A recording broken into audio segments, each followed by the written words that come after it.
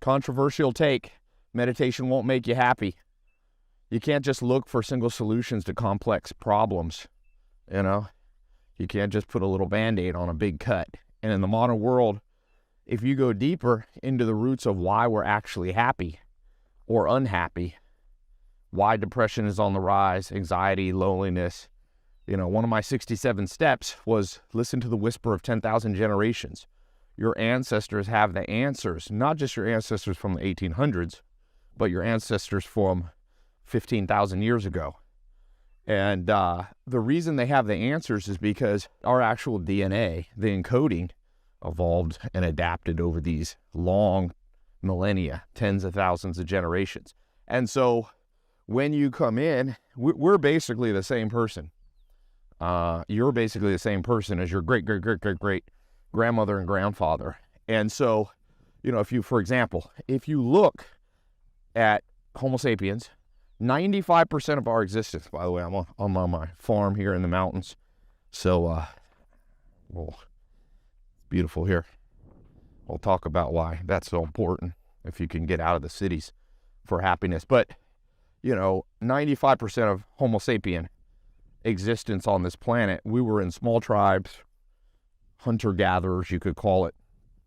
And Robin Dunbar, the sociologist, anthropologist, called it Dunbar's number. We lived with less than 150 people in our social group. We were close. Some were family. Some were close friends. They went to war with us. They hunted with us. They acquired resources together. You went to bed probably 2 to 4 hours after the sun went down.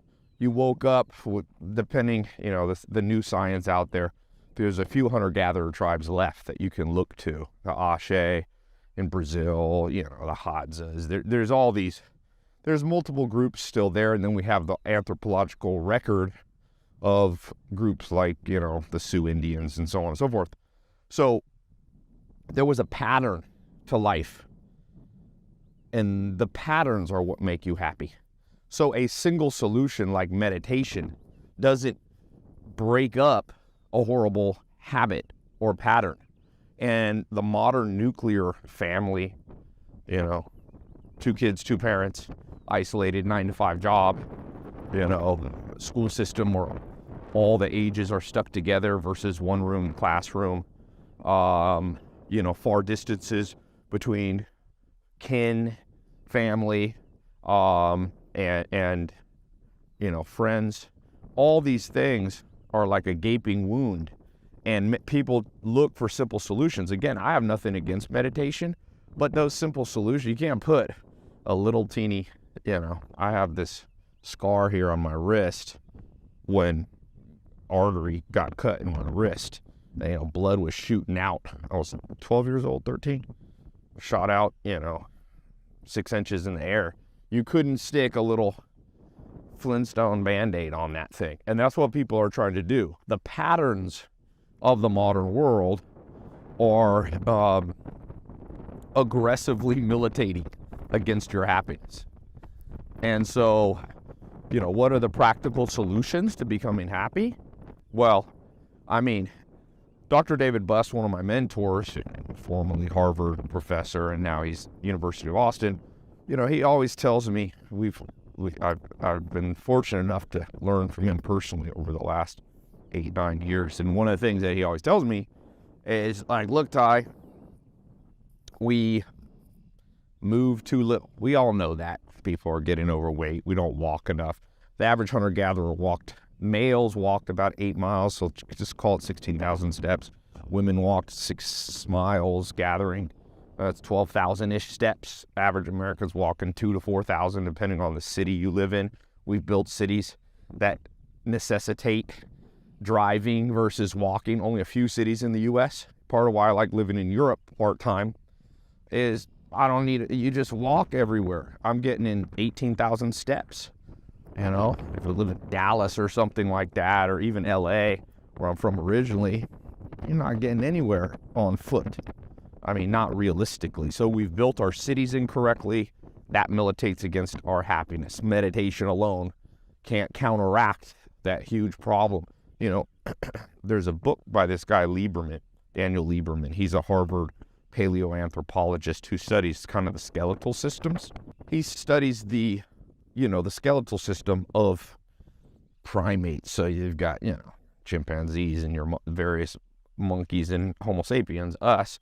Humans have, I forget which one it is exactly, but The Story of the Human Body is a great book on this. The way our hips are turned, I think it's turned out, we can walk a lot.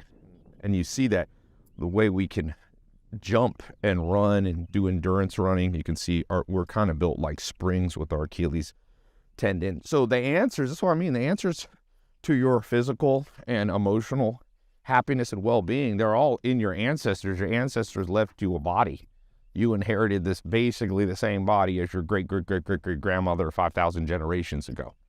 And so as you look to that, you find a more powerful way to find peace and happiness and well-being, whatever that might be. So can you really, I read an interesting study years ago.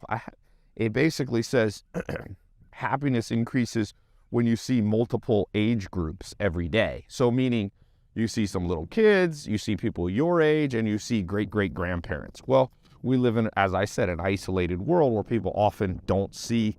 Think of high school. What's wrong with high school besides bullying and all this and shootings? You stick a whole bunch of 16-year-olds in a room with one teacher and one teacher and 40 people the same age. That's the blind leading the blind.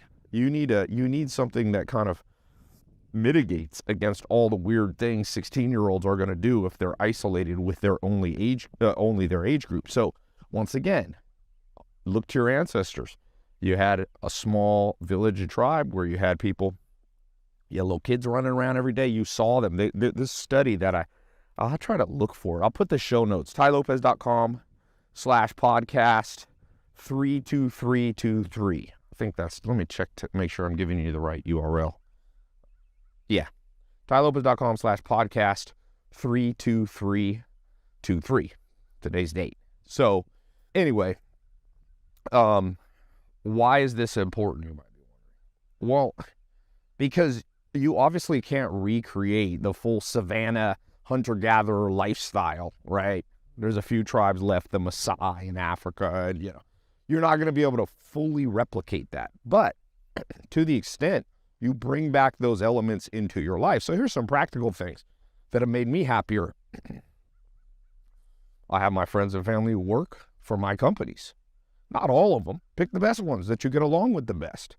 Then because you're going to spend the majority of your time at work in the modern world, right? So if you're recreating the tribe, work with friends and family. It's insane that people say, don't work with family. Well, I mean, yeah, you can always point to extremes where families break up and they got, what's that crazy TV show, Succession or something?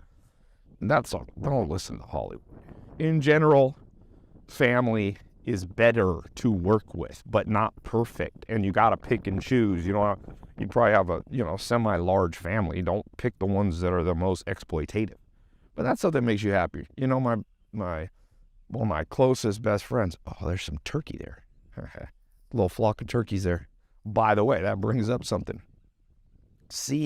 I remember reading one of the Native Americans, I don't know who it was, Sitting Bull or something, said, what is man without the beast? Meaning we're also meant to see other species. And you see that people love their pets. They live in Manhattan and they love their dog and they love their cat. But the beasts, not just one species.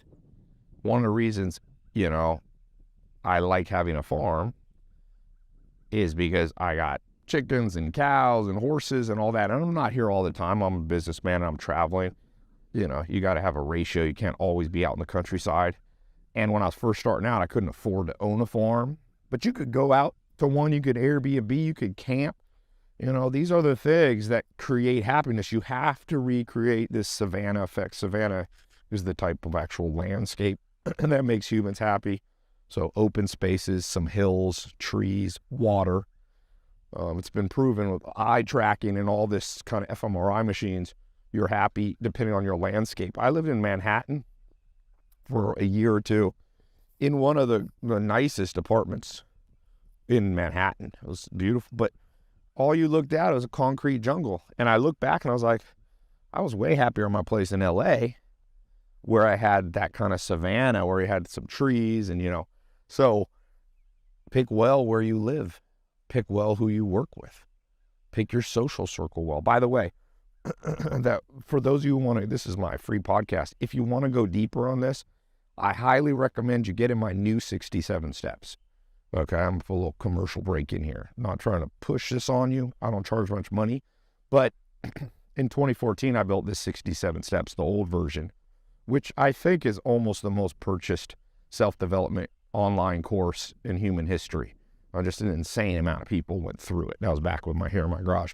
I've got a new version of this. That was 2014. I've got a new version updated that's totally transformed, new things I've learned.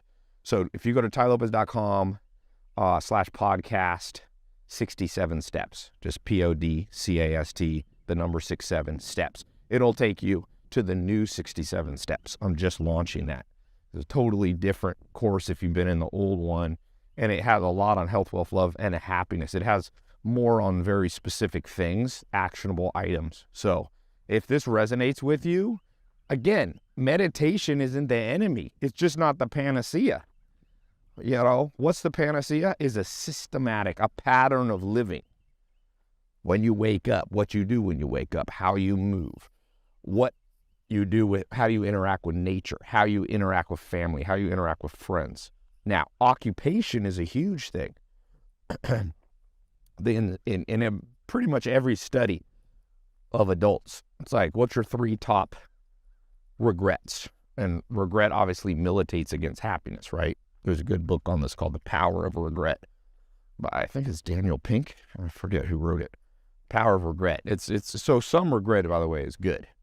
But in general, if you're living an over-regretful life, it's militating against happiness, and all the meditation in the world and all, even walking or being on a farm, those simple things as a pattern begin to boost your happiness. But still, if you have too much regret, it'll kind of override. It's like regret is like the grand overriding emotion of happiness. Here's the cool thing,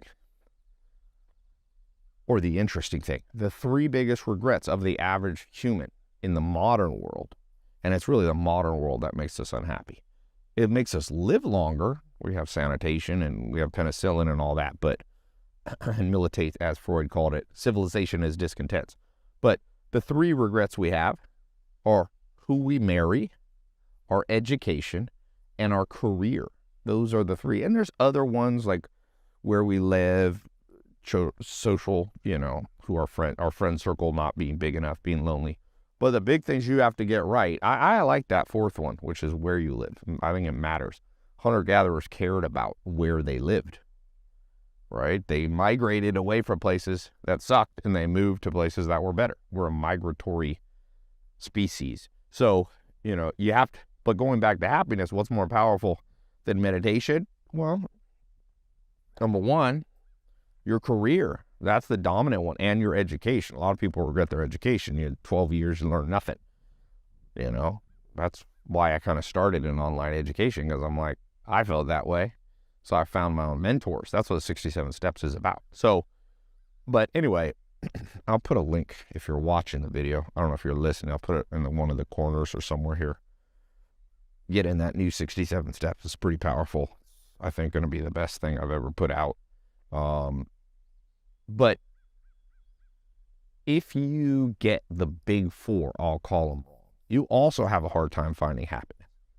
Now, you might say, Tai, well, I already, married the wrong person, already have the wrong career, or my education's passed. Well, career is the most flexible of all of those. You can quit your job and move on. Not a stepdad that said, I'm going to quit my job. I hate my job, but I'm doing it for the family. I got this secure income. Well, it ended up ruining everything for everybody because his mental health sucked because he hated his job. So you can't use the excuse, you got to provide for your family. Now, it doesn't mean you have to quit your job after you watch this video, but you can quit your job and make the leap of faith into something else. Give me a break. Right?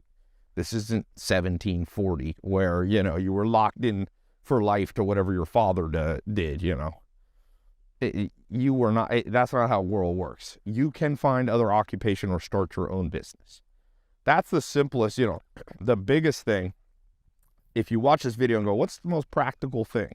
Well, we talked about, getting out walking, not being in big cities all the time. But I think the most actionable and extremely powerful, like walking, let's say on a 1 to 100 scale, let's say what is your happiness? Put a comment below. What is it? Let's say you're a 20 out of 100. You're depressed a lot and da-da-da-da. And some of this is obviously genetic and I'm not saying you can just fix depression, but you can mitigate against it. Some people are naturally a 90 out of 100 in happiness. And this is what Dr. Buss, the famous scientist, told me. Everybody has a different bar of their natural state of happiness. Some people are, and a lot of this is genetic. So you can look to your ancestors, aka your mom and dad, your recent ancestors, and you can see it's called the baseline. So it is true. Some people have a very low baseline, a 20. And some people are naturally very happy. We know them, jolly. They're an 80. But you can move this number around. Now, a 20 baseline may never become an 80 baseline. Baselines are hard to move massively. But going from a 20 to a 40 will feel like a lot. So it's a somewhat subjective thing, too. If you've never experienced being an 80, you don't have to be an 80 because that's not in your consciousness of what happiness could feel like. My point is, move yourself up that baseline of happiness. And the simplest and I shouldn't say simplest, the most actionable and powerful, the simplest is like walking and you're adjusting your sleep schedule and stuff like that, and not being on scrolling through, goofy shit on social media. If you're going to watch social media, watch something substantive. But the most powerful, or change your career and change where you live. Now, and I would say the third one is somehow incorporate life with the best of your family and friends, whether that be start a business together or go to the gym every day with them. Arnold Schwarzenegger had Franco Colombo. Those dudes worked out every day, and they started some kind of a construction company together. Arnold Schwarzenegger is a smart dude. Not perfect. Ain't no perfect people out there. You're looking for a perfect mentor, you can be looking in your grave. So, but the point being is he built that thing right. His career, he had, and you could do mundane things with a friend. I had Zach. We went to the gym, went to movies. I was seeing him 5 times a week, And kids, you can obviously do that with, if you have kids. But again, point being is those big 3 or 4, you can't really change your educational past. If you're watching this as a teenager, you may need to change schools. If you're still in university, like if you're going to go to university, do a foreign university or something. Community college in your local area. Yeah, people go, well, that's all I can afford. Well, you'd be surprised what you could do if you put together a plan. So if you're going to do university, maximize it experientially. You're not going to regret it if you did, instead of doing your community college, you found a community college in Switzerland or something, or India. And it's not that expensive. You get to India, it's cheap. Go to school there. Yeah, it won't be an American degree, but blah, blah, blah. Nobody gonna care. Give me a break. So, anyway, so change. Education's the hardest one, especially if you're older. But if you're young, you could tweak that. Who you're married to, hunter-gatherers separated. They divorced. I'm not saying it's ideal, but it's not like divorce is a modern thing.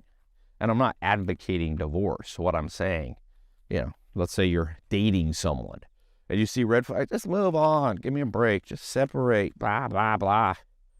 Stop being tricked by Hollywood. Everything's Ryan Gosling, Titanic. You got to be practical about it. This person ain't going to work out. If you want to be happy, don't get that one wrong. Then career, as I said, slowly but surely. Save some money at your current job, start a new business, or find something more entrepreneurial or exciting that you can do with some kin, either family or close friends. Do it together. Go work at the same company as one of your best friends, And then happiness, and then the other one is, where you live. Move if you live in a horrible place. You can't change the structure of certain locations. A lot of places in the world aren't great on a subjective level, comparative level to other places. Some people are going to disagree. Well, go live in North Korea then if you don't think there is absolute, I'm not going to say there's absolute truth, but there is on that subjective scale / objective scale, better places in the world to live. You know, Google it. Part of why I spend a lot of time in Scandinavia, I went to Google. It's like happiest place, best place in the world to live. It pops up on every single survey.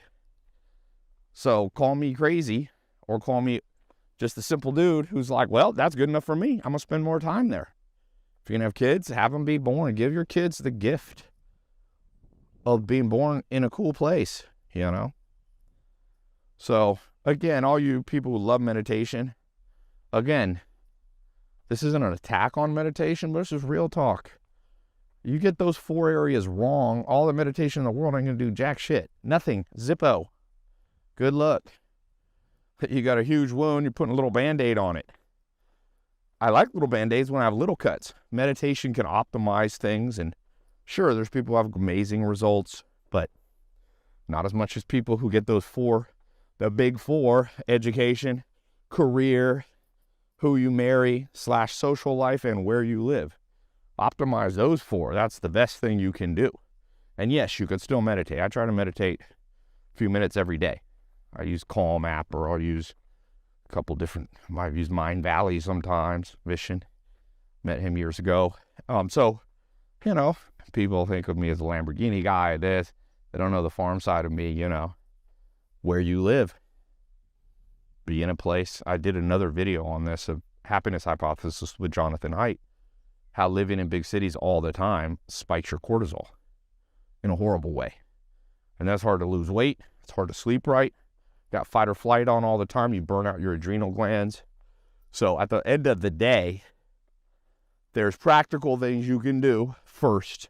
There's kind of an echelon. There's an order of things you have to do if you're unhappy to become happy again. And meditation is not number 1 on that list. It might be number, 18. And again, somebody's going to disagree with me. That's fine. People can disagree. I don't have all the answers, but neither do they. So, you find an amalgamation of different ideas and you merge them together, and hopefully you find a good life pattern. So fix your patterns, especially around those big 4. And if you want to go through a 67-day challenge about health, wealth, love, happiness, that's pretty powerful, go through my new 67 steps. So I'll put a link, or go to tailopez.com/podcast67steps. tailopez.com/podcast67steps. It'll redirect you, because I'm just coming out. It's not out yet, the new 67 steps. So hopefully by the time you hear this, I publish this video, you'll be able to access it. It's not expensive. I didn't set the price very high. I want 1 million people to go through this. So now, leave a comment. If you think meditation is way more powerful than I made it out to be, state your case. I'm always happy to change my mind. Leave a comment, subscribe. I'm starting to record a lot more content, hopefully. People have been telling me, I just did this experiment. I've been so busy. They're like, can you record more? And I did, and people seem to find some value in my ranting. So maybe that's you. Subscribe, producing content. Try it for 67 days. My paid program, or if you can't afford it, you can go through some of this free stuff. It's not as systematic or as in-depth, just because they're different systems. But yeah,